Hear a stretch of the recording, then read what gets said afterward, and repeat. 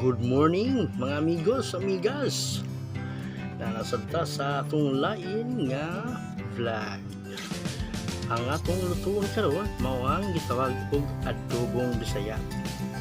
Adobong Bisaya ang tawag dito sa amin kasi iba ito sa adobong may sabaw, adobong may toyo, at ito mas matagal yung anong tawag nito,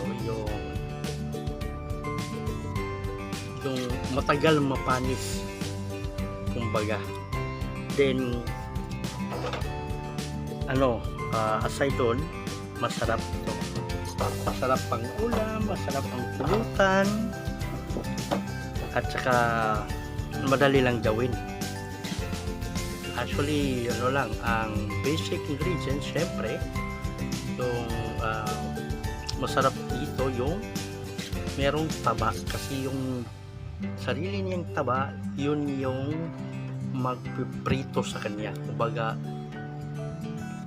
piniprito sa sariling mantika, lagyan ng kaunting tubig saka asin, pampalasa, depende na yan sa inyo kung ano yung gusto nilagay. Lagyan nyo ng paminta, pang yung mga maanghang, depende niya.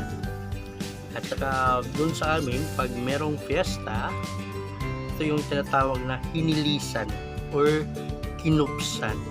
Yan, ito na yung mukha nito pag malapit na maluto. So depende yan sa inyo kung gusto nyo mas brown pa dyan.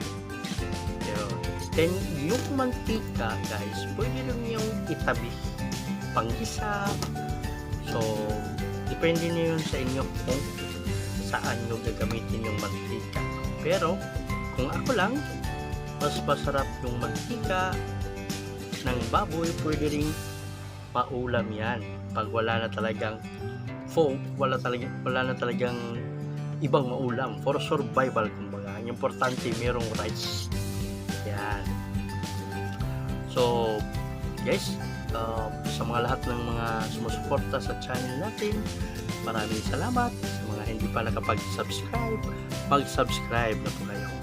Any comments, suggestion, feel free to comment and suggest, para naman pag-hit na rin sa like tsaka notification bell para palagi kayong updated sa mga bagong videos natin na i-upload ko. Kung sino yung gusto mo pa shoutout, pag-comment na rin. Then next videos, gagawa ko ng video na magsha-shoutout.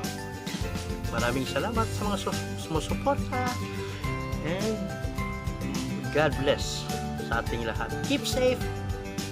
Goodbye.